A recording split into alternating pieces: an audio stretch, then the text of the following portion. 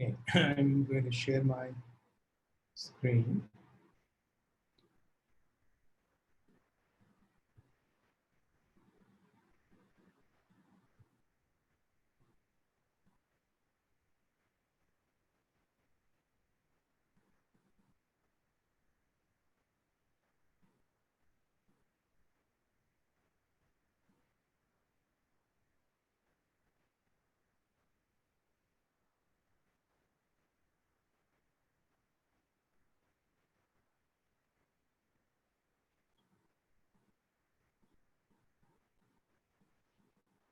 Okay, I guess this is big enough. Yeah, today and in the next class, I will be giving a recap. This is a standard recap that I usually do in my courses on logic, background of logic. Specifically, this one is geared towards SMT logic, the logic of SMT solvers. Is first order logic, actually multi-sorted first order logic, in the sense that it uses first order logic usually has a domain which is over which the variables range over, which is more sophisticated than the Boolean domain that propositional logic uses. And in this case, SMT solvers, in the case of SMT solvers, you can have multi-sorts, since multiple domains, each of which is governed by its own theory. But in the way that I introduced in these two lectures, the domain is assumed to be just a single domain, but you can see how this can easily extend this the logic and the semantics that we discuss can be extends to the case where you have multiple sorts as well.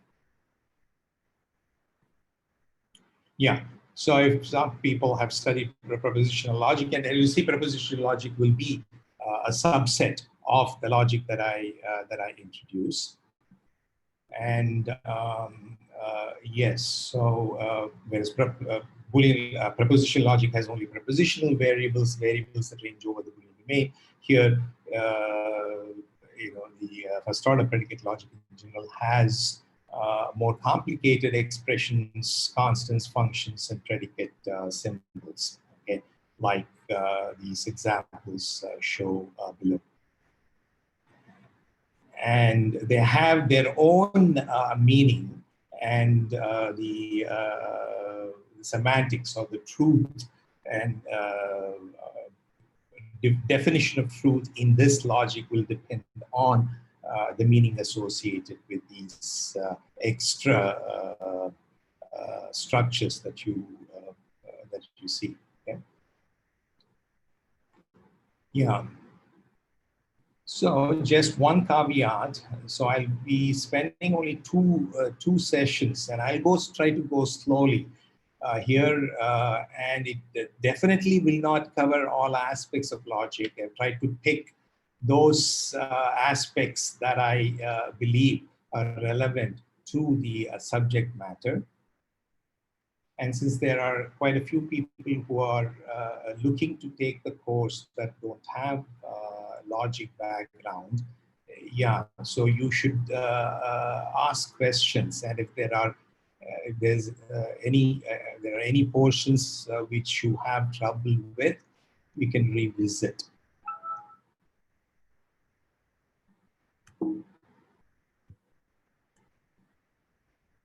So whenever you present logic, I mean, there is a syntax part which defines all the how the formulas are constructed, what the different components of that make up a formula in that logic are, and how they are constructed.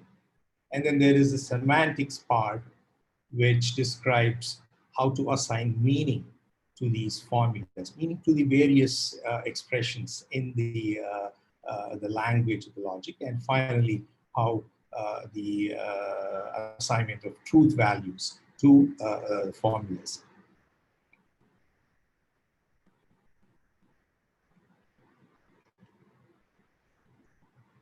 So in first order logic, the symbols are divided into logical symbols and non-logical symbols. And these non-logical symbols are sometimes called parameters of the first order logic, as you can give different meanings in logic, and that is sometimes referred to as interpretation to these non-logical symbols. The logical symbols always have standard semantics, and they'll be have much in common with what you would have already seen in propositional logic.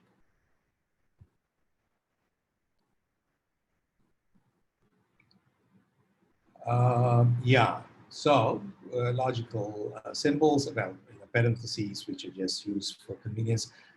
So the logical part of it has the usual propositional connectives that you see in propositional logic. Okay, the negation, disjunction, conjunction, implication, and equivalence. And a finite set of variables. And these variables range over some domain that we will define as part of the semantics of the logic. So we'll also have quantifiers, although we will also be talking mostly about the quantifier-free fragment, which is what most of SMT solving does or uses. And then there are these non-logical symbols, parameters, which includes an equality symbol that is not required, but a lot of the first order logic has equality. And predicate symbols. Predicate symbols are really function symbols that map elements of some domain to truth value, true and false. And constant symbols, which are really a constant function over appropriate domain. And then function symbols of different arities, okay? That map things, elements between this domain over which the variables range.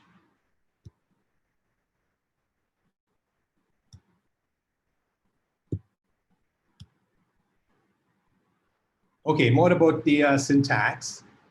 So each predicate, and as I just now mentioned, has an associated arity, indicating how many arguments it takes. And equality is a special predicate of arity 2.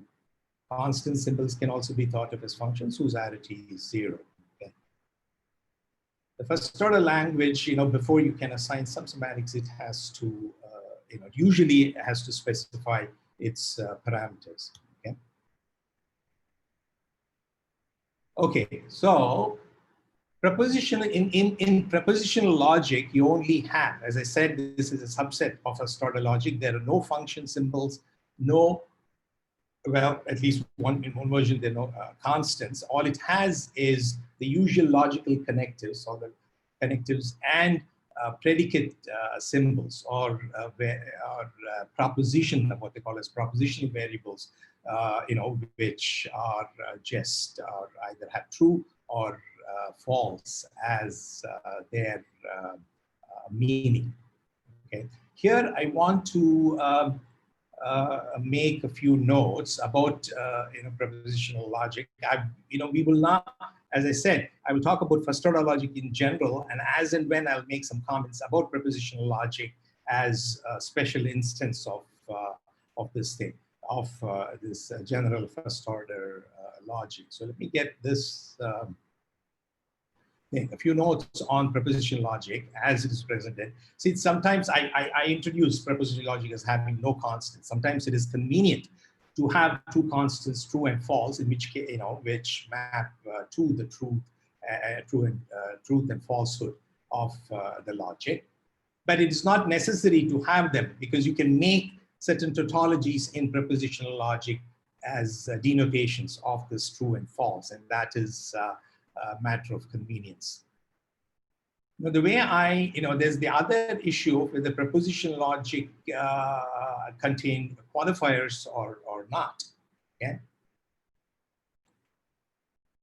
Now, Usually, in a lot, propositional logic is defined without quantifiers. Okay, that's why these propositional there are no variables sometimes, or at least technically there are no variables, but then they can be treated as just propositional constants which can take true or false, which are like variables. But the question will be, and sometimes it is defined with quantifiers as well.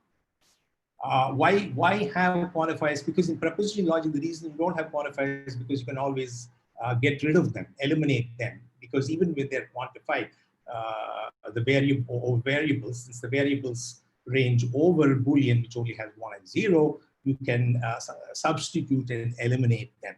Sometimes it is useful to have quantifiers as part of propositional logic, in which case it is usually called quantified Boolean logic. And the reason is, sometimes the formulas in QBF can be significantly more compact than expressing the same fact without quantifiers. And SMT solvers and SAT solvers, some have, there are versions of them which can deal with quantifiers directly without actually eliminating them and solving for them. And we'll see examples of this as we move along as to why using QBF would be useful. So when you do have quantifiers as part of propositional logic, then of course you have to have variables, because and in that case, we assume that the variables range over the Boolean domain, okay, which in general first-order predicate calculus could be anything that you define. So if it is QBF, then it will be the variables will be ranging over Boolean.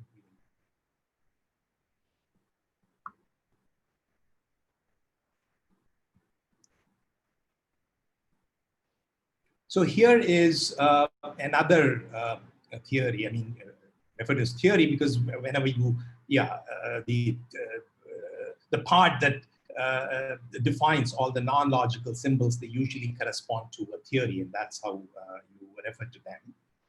So set theory can have as its logical symbols the following: equality, and you can have a predicate symbol that somehow that tells what the membership inside the set, and a constant symbol which is like corresponding to empty set or some small just element in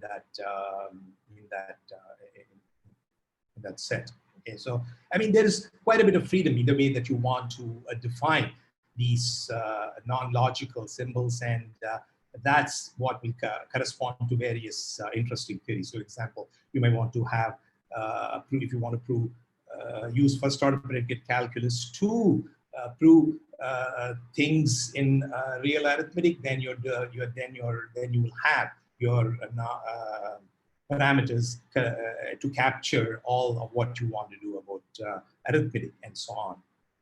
Again, that's the next example that I have. So if you are concerned with analyzing, proving things inside elementary number theory, then you can introduce predicate symbols and function symbols, that make that are relevant there, for that domain. Okay. Here I'm only defining, by the way, the syntax part of it. Okay, so we will get to defining what the domain is and how we assign meanings to these expressions later. So this will have as its non-logical part equality, a predicate symbol, which is a relational operator on arithmetic elements, a constant symbol denoting the 0 in the domain, successor function, adding, addition, multiplication, and exponentiation, and so on. Okay, so these are some examples that yes, we've already seen propositional logic with and without quantifiers, subset theory, and elementary number theory as examples.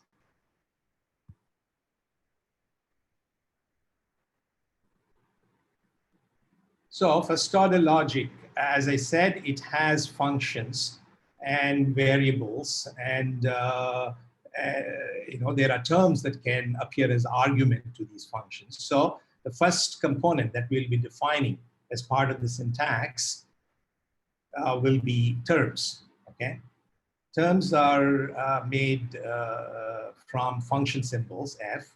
So for every function symbol of arity n, you can define a term. Okay, and here it is formally, done formally with the help of a term building operation. So that's how it is. We describe it to make it, to kind of define it completely. So that is f of f. So given an f, so it makes this term f applied to a bunch of, the function applied to a bunch of other terms that appear as arguments. Okay, this is just the way to build these terms. And this has to be built, of course, inductively, bottom up. So that's what is meant. The set of terms is the set of expressions generated from either the constant symbols or the variables using this term constructing operators. So the way you do, there is a term called they are freely generated. So what that means is that you start, the atomic terms will be the constant symbols or one of the variables. And then you can build bigger terms which contain function symbols using this term building operator in a bottom-up fashion. So that's what sometimes is referred to as terms that are freely generated from the set of variables and constant symbols. Okay.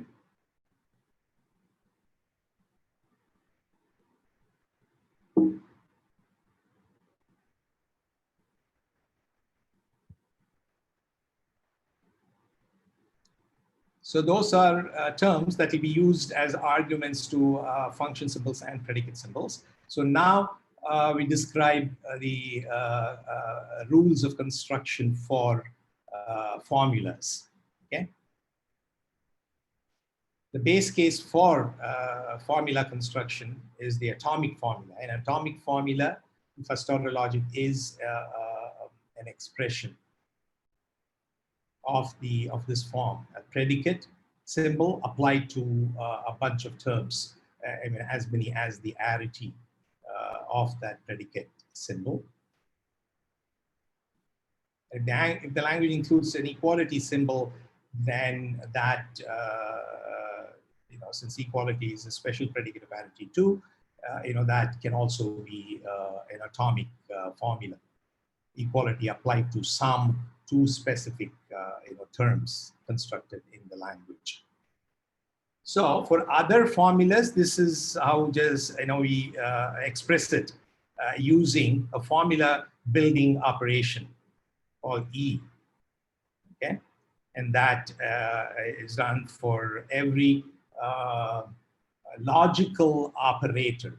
Okay, once you have the atomic formulas, the rest of the bigger formulas are built using the logical connectives. That is, a part of the logical symbols part of the language. So if you already have a formula alpha, then you can add a negation to it, okay, and then construct the formula not of alpha. Similarly with the implication or and all the rest of the logical connectives. And so since we also have quantifiers, so given an existing formula alpha, you can add a quantifier this way. So the universal quantifier followed by a variable in the language and alpha, so which is then considered as a universally quantified formula. So we don't define, the reason existential quantification is not explicitly defined here is, you can add, you can also have the operator, the formula building operator do that, But the semantics, as we'll see, associated with existential quantification can be expressed as a derived operator from for all. So existential quantification will be, so not of for all, not of something. Okay, so existential can be defined in terms of negation of for all, and that's why it is not explicitly shown here. However, there's no harm in defining it as part of the thing, because in semantics we will define the semantics separately anyway.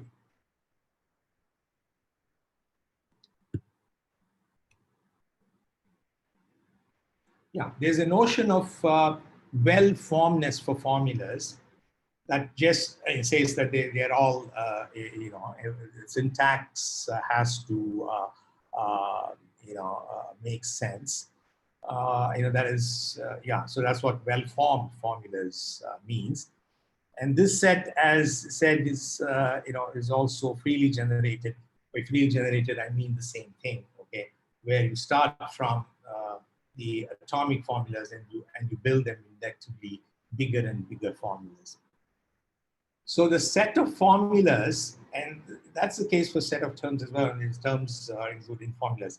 So the set of formulas you can construct themselves are infinite, but each formula, since it is constructed out of a finite set of symbols, using finitely many steps of the formula constructing operator, each formula is finite. Although the set of formulas that you can construct or can be infinite. So here are some examples. Okay, so maybe I'll open up, for questions. Let's see the examples first, and then we'll get to the questions.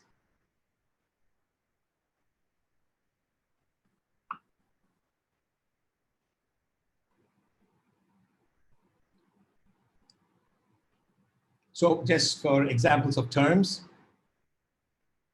So this is a term. So variable is always a term. So yes. So is this a term?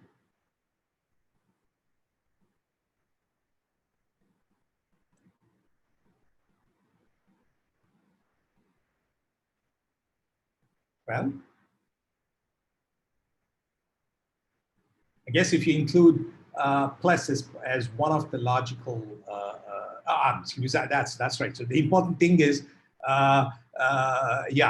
you have to say that whether this is a term or not very much depends on whether plus is part of the parameters set in the language. And since we are, the question includes that we are concerned with the elementary number theory, and you all already earlier saw that plus was indeed a part of the language, the non-logical part of the language, and therefore the answer to this is yes. Is this a term in the language? Anyone answer?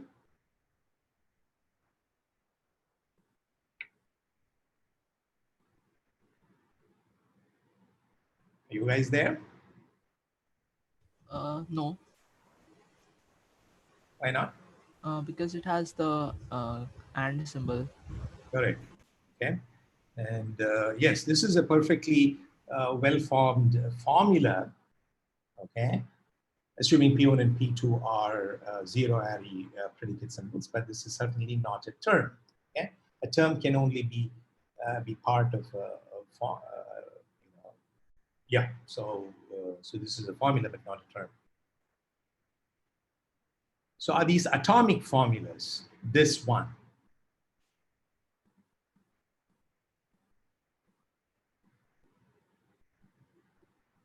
Next question. Hello.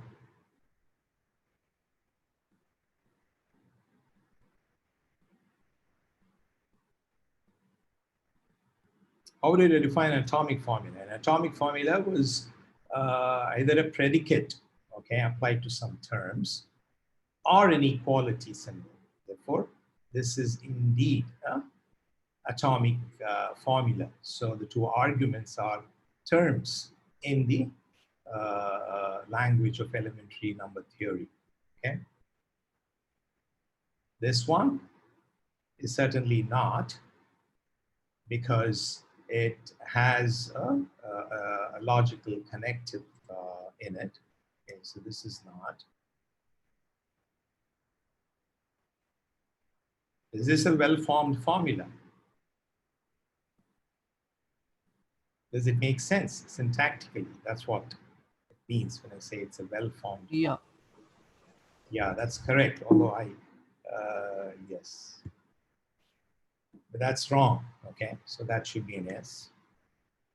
Why is that wrong? No, that's wrong. That's wrong. Oh, The answer is wrong. Is what I meant. okay, okay. Anyway, so what you said was correct. So this is not a term. I mean, this is a term, but not a formula, because this is defined as a function symbol. Okay, if the multiplication symbol was listed as part of a predicate symbol, then this would could be a formula. Okay, because there was a function symbol, it maps the domain to whatever it thinks it's not. How about this one? The next one? That is indeed. It is well formed. Yeah. Okay. So, so you get an idea, I presume. Okay. So let's move on. Any questions so far?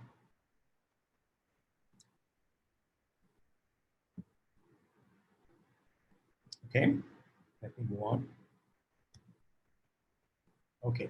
So there's this notion of free and bound variables, which are very much similar to the scoping rules that you see in programming languages. Okay, and somewhat similar to that, and they are quite important for us, and we need to know about that before you understand the meaning of formulas. Okay, so we say that it's once again defined inductively what it means for a variable x to occur free in a well-formed formula alpha.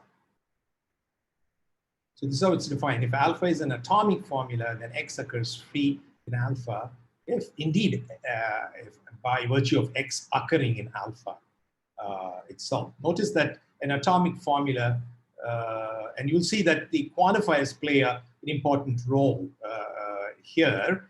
And so what this says is every variable that occurs inside an atomic formula is indeed free, okay? Because it is not, the intuition here is,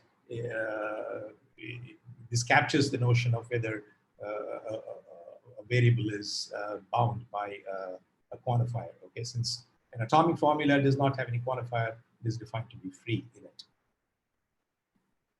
So X occurs free in a compound formula, non-atomic formula, if it occurs free in its component, okay? Free in a negation, not alpha if it occurs. And that's what I meant when I said this is defined recursively or inductively by defining it on in terms of small, whether it occurs free in smaller terms inside, smaller formula, subformulas inside a formula.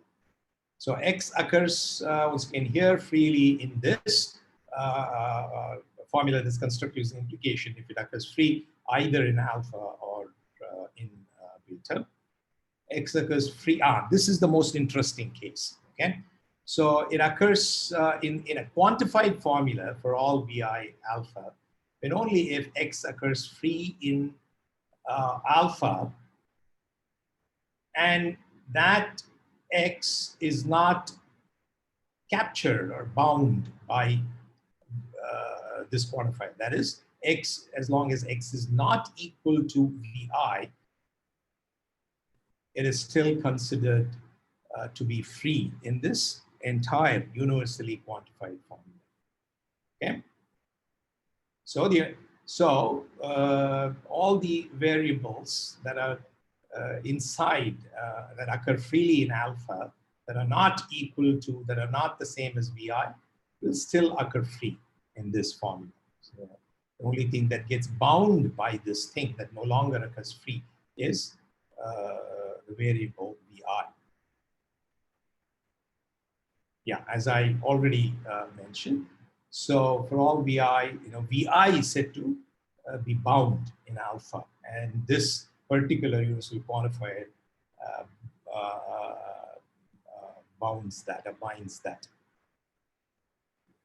Yeah, if no variable if no variable occurs freely in a well-formed formula alpha, then it is considered as a sentence. Okay. See, this notion of something occurring free, because we will be attaching specific semantics for all, for the quantifiers, for all, and there exists. So if there are variables that are not bound, variables that are free in a formula, then its meaning, the truth assignment to it very much depends on depends on what value assigned to the variable. That's why it is important to make this distinction. To know about whether something is free, or not. Okay, and that's why this is part of the syntax, part of the logic that we have to define and understand.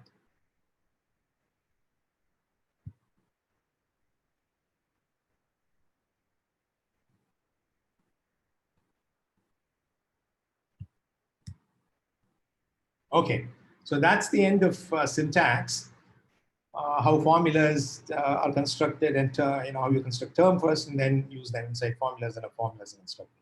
So now I start assigning semantics. Okay, so in propositional logic, the truth of a formula is determined by truth assignment to all the simply the truth assignment to the prepositional symbols determined. So the meaning can be attached just by deciding relative to assignment of the prepositional symbols or prepositional variables in the logic. Let me tell you what exactly that thing is, because assigning meaning to first order logic will be a little more complicated. So I'll go through some examples from propositional logic just to brush your memory about defining meaning for propositional logic through examples. Okay.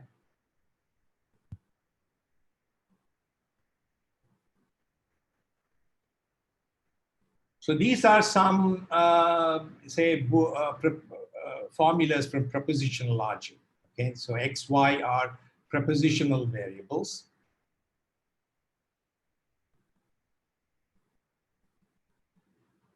So, and so the X and Y are all occur freely in these things.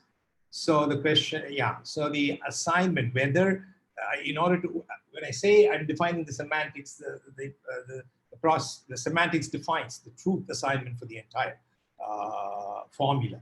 Okay, so in this case, whether this is true or not is depends on assignments to these variables, and purely through assignments to these variables alone. Correct. So is the first one. That's what I mean. Therefore, these are three formulas. So is the first one true? I mean, is it can be made true for some assignment of X and Y? I'm assuming standard interpretation for the logical symbols here, and this is equivalence symbol. So what this says is, yes, this is indeed true. Actually, this is true for all assignments. Well, no, I'm sorry, no. Yes, this is indeed true. X equals true and Y equals true. Yeah, it is true for X 1 and 1 and 1. Yes, not for all assignments. I'm sorry. Yeah, and this is not true, not X and Y. So that's what I meant there. No. Yeah, so these, and that's what I meant when it is, you can define the truth value by just, which is what I mean there is satisfiable instances, and they are what we define as models, by considering assignments over that thing. Okay, so we'll let me get to this after we discuss existential quantification. So with that example, let me go back. Yes, but in the case of first order logic in general, that has functional terms, predicate symbols with arguments, etc. What you need is a more sophisticated model. Okay, in the case of propositional logic, the model was just assignments of truth value to the propositional variables. Okay, so whereas here you need to assign a meaning, that is, or interpretation, to each of the logical symbols, and sometimes is also called structure, in order to determine the truth of the formula.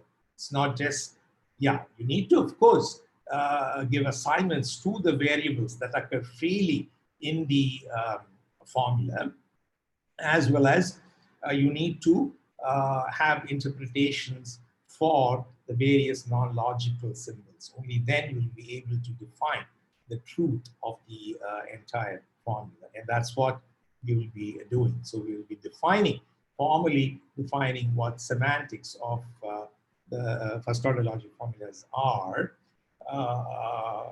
in terms, given certain interpretation for these non-logical symbols and assignment of values. So we first introduce this model that we mean by a model is a thing. So before that, a few terminology. A signature is a set of signature is something that includes that says certain very syntactic information, gives you syntactic information about the non-logical symbols. So, and of course, it includes the predicates, constants, and functions, which are part of which are the parameters, and information about the arity and so on. So, given a signature, a model M corresponding to the signature consists of the following. These are the components of the model, okay, that we will be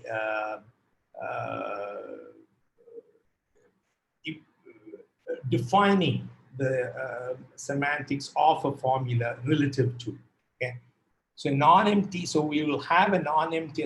Have a non-empty set called the domain of M. Well, it says non-empty, okay, but in general, the domain can be empty as well. Yeah, I don't know why it says non-empty. Yeah, but yeah, nonetheless, okay. So you need to have a domain. Okay, you need to have a domain defined as part of the model. So in which you to define the values that the variables range over. Yeah. So the elements of the set domain, which is part of the model, is also referred to as elements of M. Okay, and then you have a mapping for each of the constants. Once you have picked the domain is defined, then each constant need to be assigned some meaning, okay, and interpretation. As by picking an element to represent corresponding to the constant. Then similarly, for each function symbol in sigma, an NRE function symbol, you will have to associate a real function, like in mathematics, okay? A function that maps an n-tuple of elements from M to some other element from M. So you're just associating a meaning for defining what F actually means. Okay?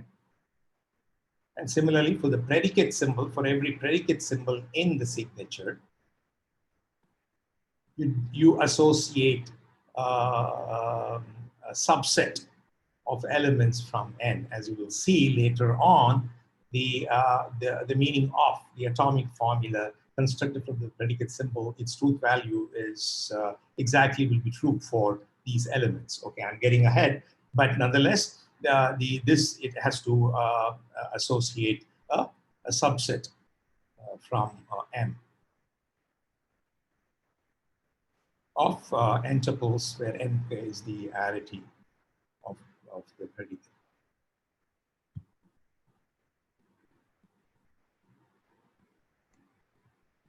For example, earlier we chose, using the example of what was introduced as set theory early on. If I recall, that had two operations, one predicate symbol and a constant symbol. That's all it had, okay? And this is one possible way to assign interpretation for that. So first is, which will be, from which the model will be constructed. So we can pick n, the set of natural numbers, say, as the domain that we want to use. And the epsilon operator can be defined as the less than operator, less than function on n. And we can associate with the constant, the null set, the element 0 from n. It's your choice. You can define however way you want, okay, to give the interpretation, okay? Then your model will be, your truth assignment to the formulas will be determined by that choice. So given this interpretation, given this, meaning for the non-logical symbols, I'm assuming that you know what less than is and what 0 is, based on standard interpretation of natural numbers. So given that, consider this sentence, which is a well-formed sentence, okay? It's a formula, it's also a sentence because it does not have any free variables. Question is this, what does this sentence mean in this model? So now, once you have attached interpretation, meaning for each of the non-logical symbols, you'll be able to answer this question. So that's a precursor to defining the semantics of your formula. So what does this sentence mean? Of course, I haven't defined yet formally the semantics of existential for all and so on, assuming that you know a little bit. So what does it mean? So you can kind of do so. View this as less than, okay? Because that's what you mean. So what this really means is there, you're asking, this formula is asking the question, if there is a natural number x, if there exists an x, such that for every other natural number, that there is no other natural number that this natural number is smaller. Okay? That this is smaller than every other natural number, not of less than. Okay? So you flip the x and y. So it is asking the question that this should number that is exists in x, which is smaller, strictly smaller than every other number in n. Is that a not over the entire? Is that a not over just y, or is that not over the entire thing? Of course, it's for the entire thing. It Okay, just okay. doesn't make sense to have not of y. Okay, Yeah, but yeah. nonetheless, yeah, you're right. It's actually a not of this, so which means it's actually say not of the whole thing. Okay, and in negative. yes. Not means negation. Yeah, not means not. Yeah, the logical symbols we're not going to. Yeah, so that is standard semantics. Okay, so we're not going to be mucking around with giving new interpretation for them. Yes, not means negation, okay? And the negation, the question was, if this is for the entire formula. Yes, indeed, it is for the entire formula. That y, what this means is y is not less than x, okay? So I said it is that x is, that every other number is greater, that using the, I meant it in an informal, sense, yeah? So this is indeed correct, right? Because you 0 satisfies this property, because 0 is less than everything else. Or more importantly, it is not, for every y, it's not the case that y is less than x, because 0 is not less than x either. Okay, because if I had less than or equal to as the meaning, then that would not have been the choice. Since I'm asking the question, I'm seeing if there is an element which is strictly not, for every element in y, that it is not less than, including the 0, it is not less than, right? Because for 0, it is actually equal.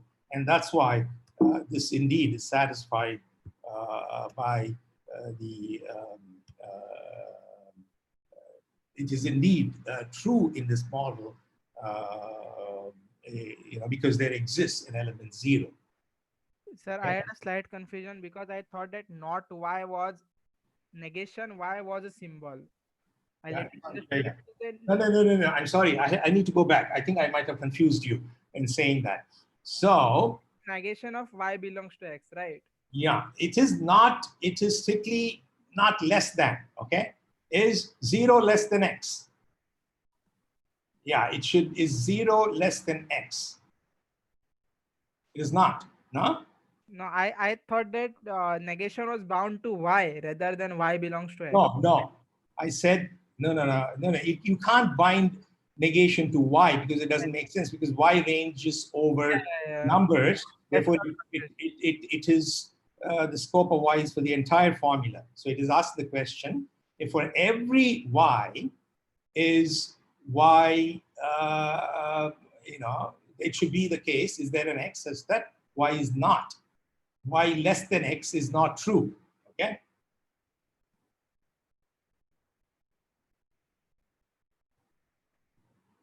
Because for every number that is not 0, this is certainly, less than is not true. Okay, this is true. And even for the only question is whether it is true for 0 or not. Okay, for 0 also it is not true because this is a strict less than. Okay, so we are choosing the strict less than function as the interpretation for epsilon, and that's why it is not true for 0, and that's why this for all sub-formula starting with the for all will also be true. Okay? Are you happy now, or are you still not satisfied?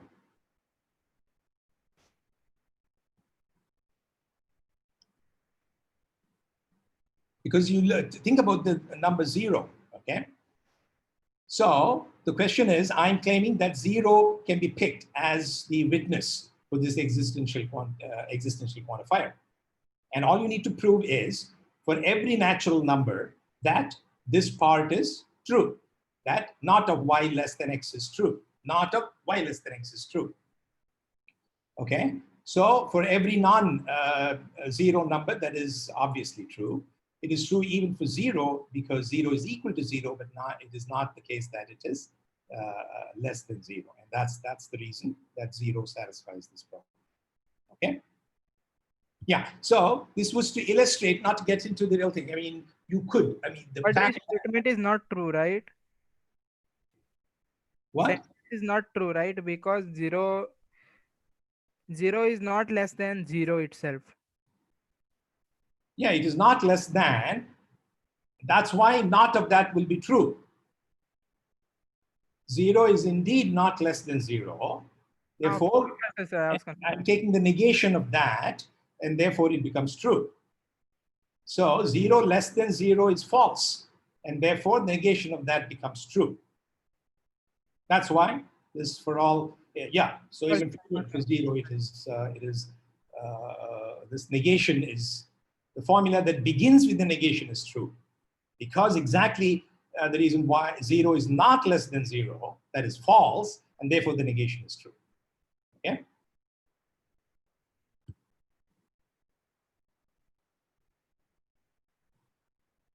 It's exactly the reason that you said 0 is indeed not less than 0, but what I care about is the negation of that, okay, which is true.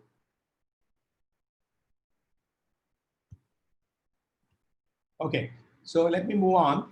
So, okay, let's now, first what we will do is, what I'll do in the next thing is to formalize this way of evaluating the truth. You could call it evaluating, or defining what, assigning truth value to the formulas, once again in a bottom-up fashion.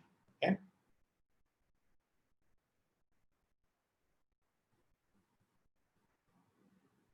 Okay, this is just not an important thing. Okay.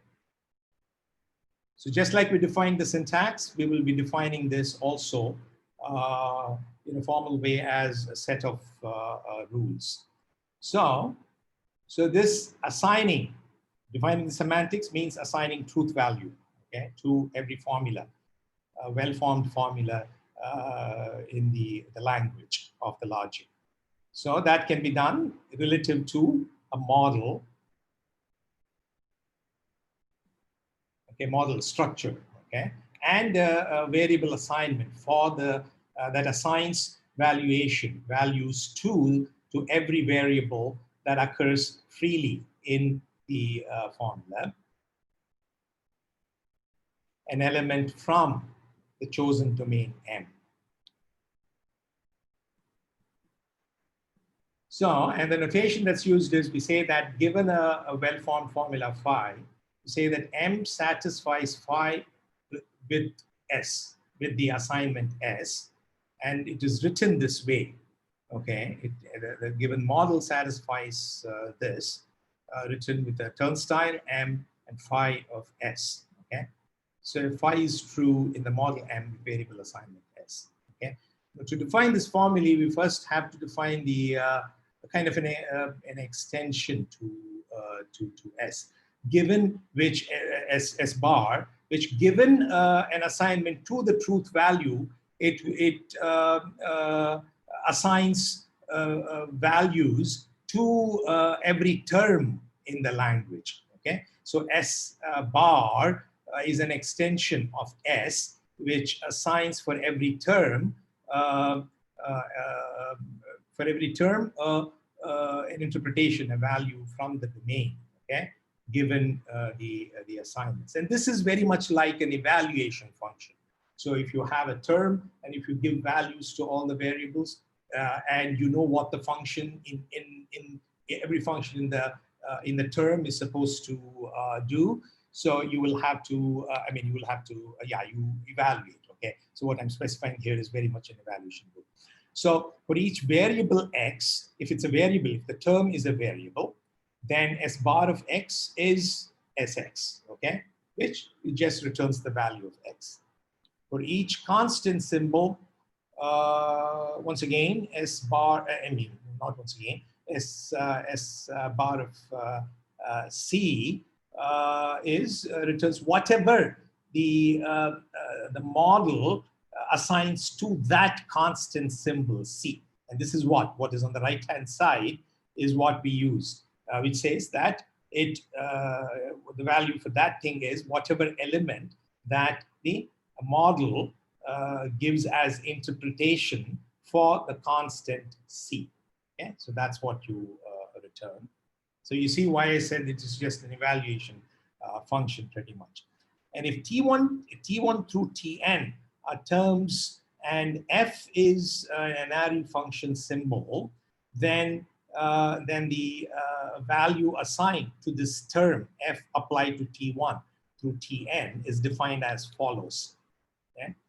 So it is defined as what you get by applying whatever the interpretation for the symbol F in the model M to the value that, that each of these, every term is mapped to by S hat. Okay, this is where you kind of recursively evaluate each of the argument terms, and then you apply F of the function, the actual function that is associated with F by the model.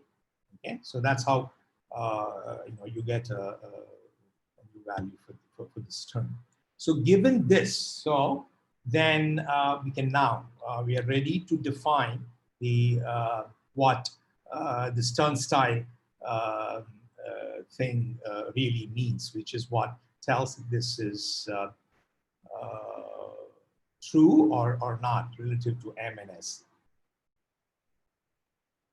Are you with me so far? Okay. Yes. So once again, we, as I said, we start with the atomic formulas and then build it up. So what is the atomic formula? If one of the equality, if it is part of the thing, if it's then you, equality is, by the way, always interpreted, given the standard interpretation of being identity over the elements in M. Okay, so this is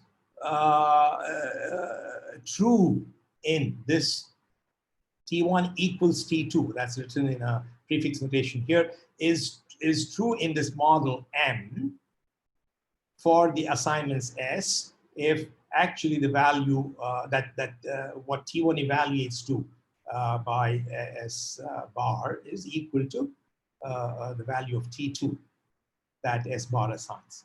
Okay. So, and for any, the other possible atomic symbol is something that is constructed out of P that obviously uses its interpretation to similarly define what the meaning of that. So the P applied to T1, Tn relative to S is true if, you see that it checks if it is true if the tuple of values that you get, values associated or that these terms are associated with, belongs to the, is in the set that is associated with the predicate P. So that's why you remember that I mentioned that the set of thing that you associate for a predicate symbol are exactly those elements for which P is supposed to be true. Okay, for all the rest, P is false. Okay, that's why there's an if and only if here.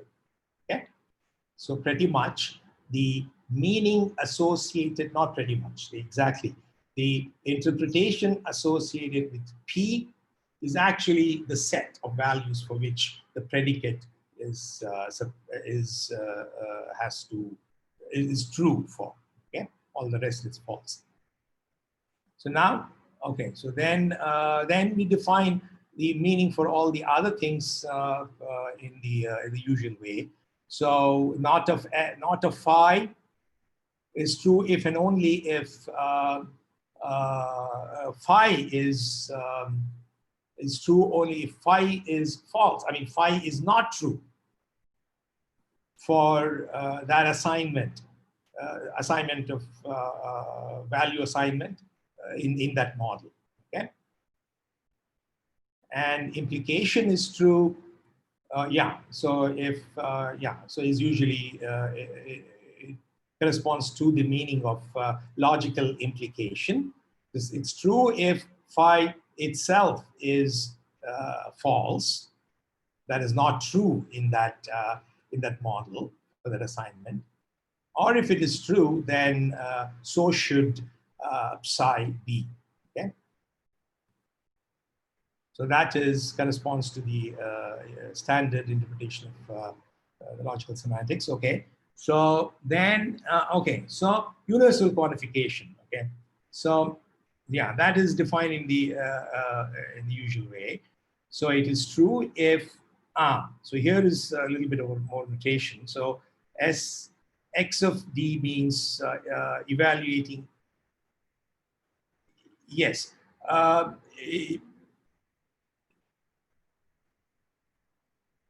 Substitute D for X. Yeah, substitute D for X. Thank you. Yes, yeah, except, yeah, so you substitute D for X, all the rest of the thing will remain whatever that S is meant for. So for every element in the domain, yeah, so what this basically saying is for every element in the domain, if you make that to be the value for X, if you substitute that for value of X, then for that assignment, and you keep all the rest, this whatever the assignment of S, then whatever that is assigned by S, that should be true, and that should be true for every assignment of for X. Okay, which means that this is only quantifying, universally quantifying this variable X. All the rest are they may be free or not, depending upon if they are free in that. So for those things, you use the same assignment, and for particular X, you will have to make sure that whatever that you substitute for X, for every possible substitution of value for X, it should be true, because that's the standard meaning of for all. So you want that phi to be true for every possible assignment for X from the domain. Yeah, here I want to just mention one thing. What if the domain, well, yeah, as he has defined the domain as empty, okay? So let's stick there. So if you remove that restriction, usually for all X on empty domain is usually defined as vacuously true, and existential quantification is vacuously false. Okay, so that is fine if you really want to use the semantics for models which are empty. Okay? So that's a side note.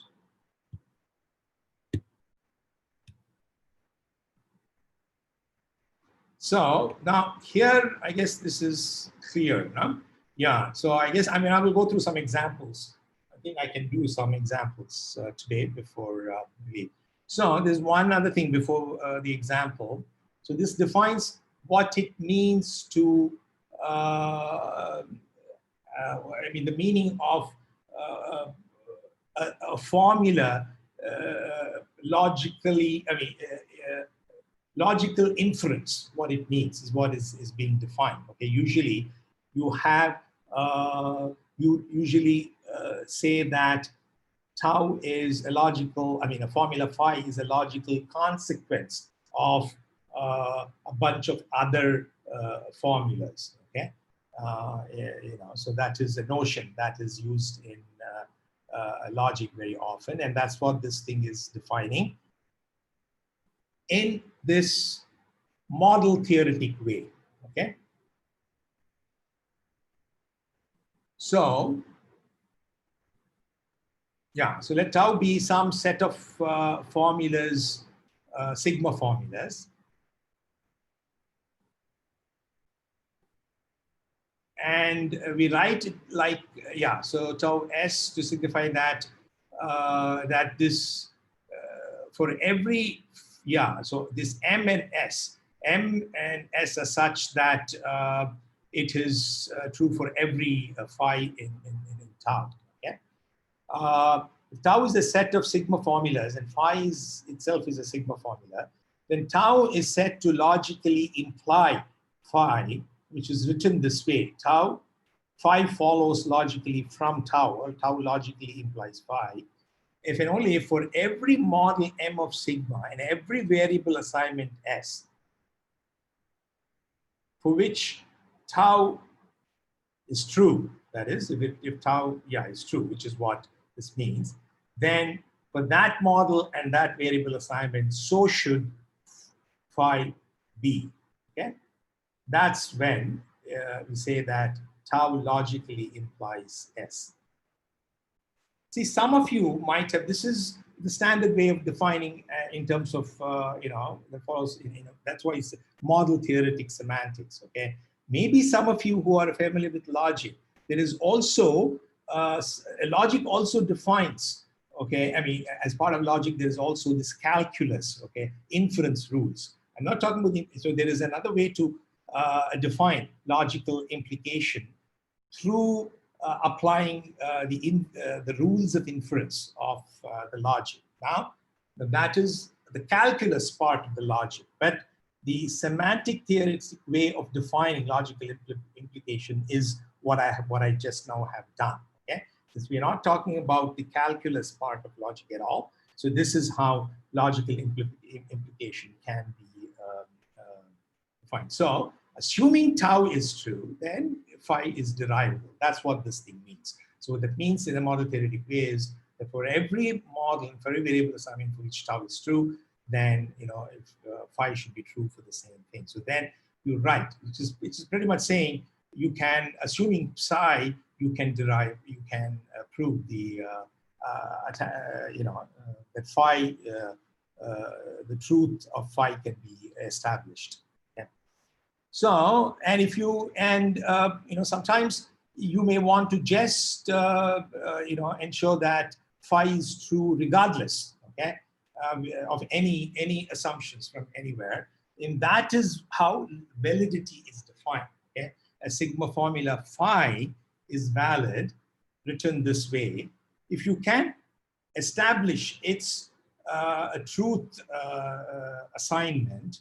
Okay, I mean if it is true in without making any assumptions. Okay, so what that means is that for every possible model that you can define for the signature, and for every possible value assignments that you can make for the variables in the chosen in the corresponding model, that phi has to be true. That's when you say a formula in first order logic is valid. Okay, so this is so independent. That's why there is this phi here. So without making any assumption, if it has to be valid, then it means that for every possible models that you can construct for the signature, for any domain that you use, for any function that you can associate for f, for any predicate, that it has to be true. Okay, and that can include even empty models. Okay, so that's why it has to be true for all models. Then that is it is supposed to be valid in first order logic. But in most of the cases, you will always start with some assumptions, with some theories and so on, and that's what SMT will be doing. But this is the standard formal definition of validity of formulas in first order logic. Okay. Okay, so now I have 5 or 10 minutes. So let's, I mean, if you're all, let's do some examples, and maybe I'll repeat this example, okay, in the beginning of next class, so you would have had. Now, so for each of these things, think for 30 seconds, and if you can answer, tell me, shout out the answer, otherwise I will answer. So I'm asking if, so I've defined this one, okay? So if this is saying if P of V2 logically follows from this formula that is before this, okay? That occurs before the turn start. It's false, right? Explain why.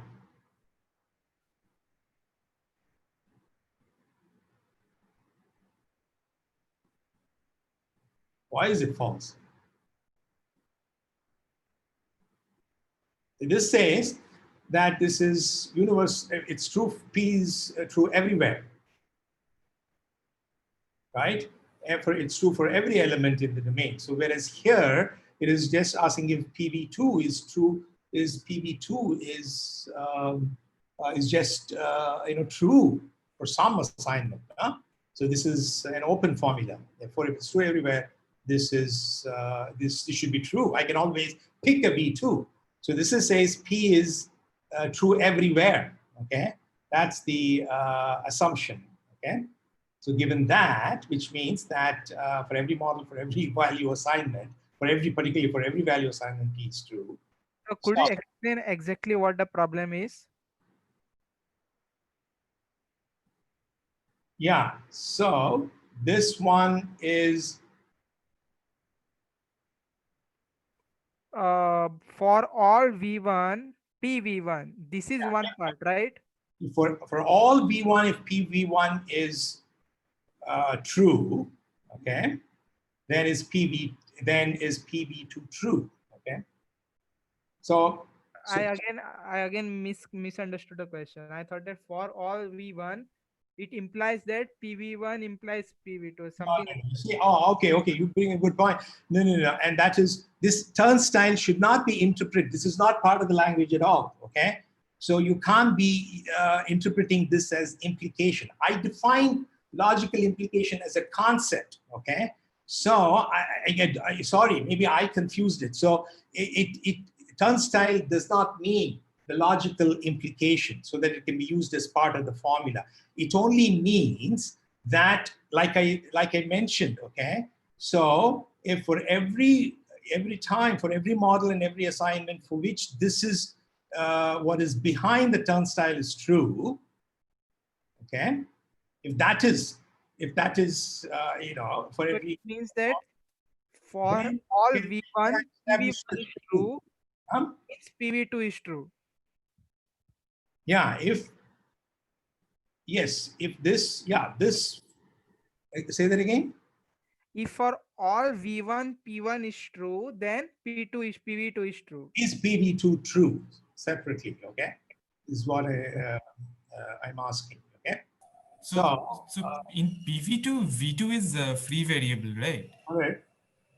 So when we're saying something like PV2 is true, do we mean that PV2 is true for any assignment of V2? No. It is just saying if it is satisfiable. That's all. Okay. If it is satisfiable, so yeah, for any assignment of V2. Yeah, but that's how the truth assignment for A free variable would have been. a formula with free variable is defined, no? Okay. Yeah. So say, you know, so remember the way that I defined. Maybe I rushed through the previous slide. So this says that this is for all V1 or PV1, right? So it says that for every model for every model for which this is true, in every model for which this for all V1 PV1 is true, it is certainly the case in that model P is true for every V1. So what you have to check is for that same model if this is true. So you can always pick any assignment for which P is true, which is the case, any actually value, right? And then P that will satisfy PV2, and that's why this thing is true. Okay. Now I hope it's clear. Yeah. Yeah. What I mean. So that's why this is not. This is not exactly, actually in this case, yeah, I mean, maybe it will be true with logical implication also, but then let's not confuse that. I mean, I meant exactly the way that I defined logically implies earlier, okay? And I think, whether that it corresponds to logical implication or not, I'll have to think about, okay? But this question is the way that I just now posed. So just think of, for all the models for which the formula on the left side of the turnstile is true, for all the models and analysis, then check if this, for this if the one on the right side is true. Yeah. This is false, right? This is false as per that. False. That's Correct.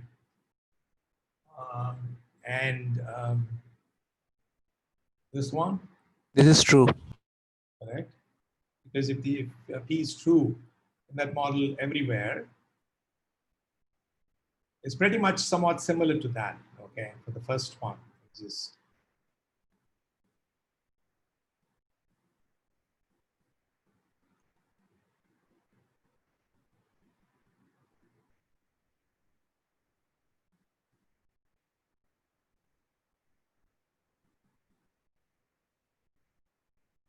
Okay, 30 seconds are over. So what does the formula on the left side actually mean? Q is any arbitrary binary relation. This is saying there exists an X such that For that x, for every y, x is related by q with to y. So actually saying It's true, right? unique x. Correct. Yeah, that's the what for explaining, because it says that x actually is a unique x that is related to every element. Okay, the q of xy is true for everyone. So whereas this one is much weaker. See, this is asking if for every y there is an x. Okay, you can actually pick that unique x and then make this thing satisfied. Correct? Yeah. Whatever this one saying. So this is guaranteeing. Yeah, it says that there exists an x that that relates to every element in the domain by q, and so that's why for all y, yeah. So if you can pick for any y, you can pick that same x, okay, that this relates and make this thing satisfied, and that's why that is true. So the reverse is not true, okay. So that's false. Now, this is a bit harder, okay? So I will stop, I mean, maybe I should stop here, okay? I won't upload, because if I upload the thing, I mean, the answers are there. So maybe you can think about this, okay? This particular thing, and maybe some people have already thought about this thing, and if you have, yeah, so if you've listened to my lecture, it's the same example that I'm using. So, yeah, I mean, if you've seen this, I had to spend some time to convince myself of the outcome of this. Any quick answer?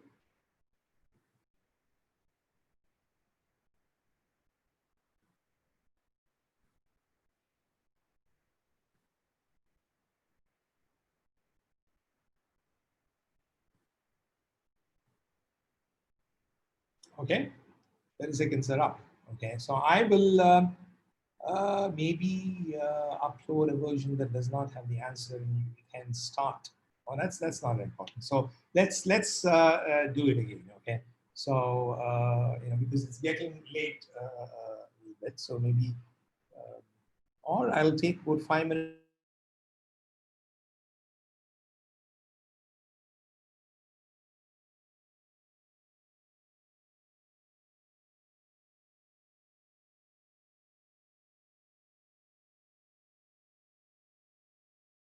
Hint, and maybe you can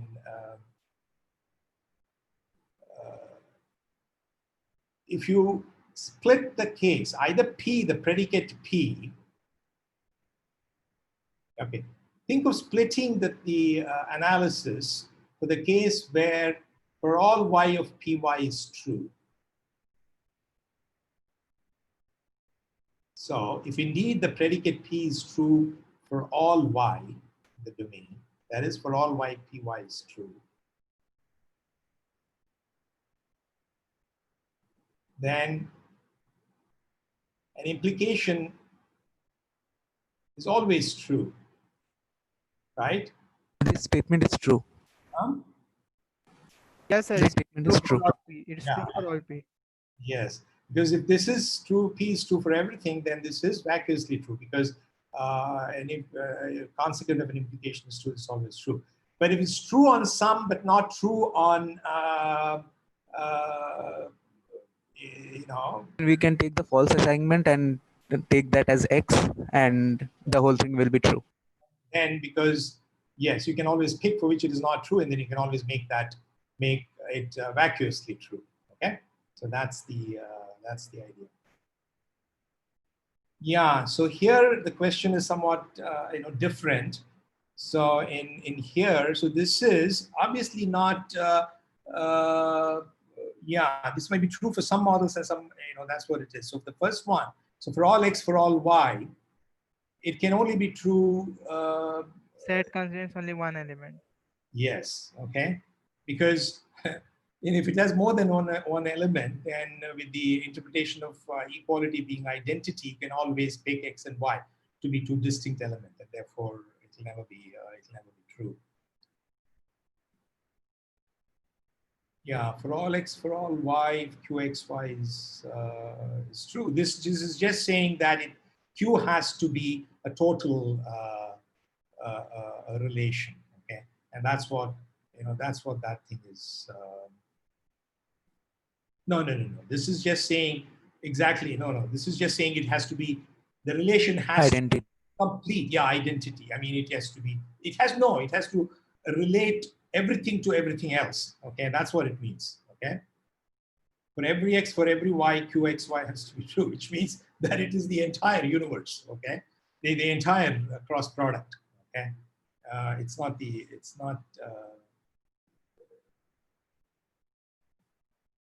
identity. This one is true of those models where that's exactly the domain, okay? And that should not be empty, okay? And that it has to be, okay? So I think I'll stop here, and you can think about these examples if you're not convinced. And if you have any questions, ask me why you're not convinced, or you think it is wrong. So next time, what I will do is, there are just a few more slides where I have to finish up in this, but I will start doing some modeling examples using SAT and SMT. Yeah. Okay. Thank you.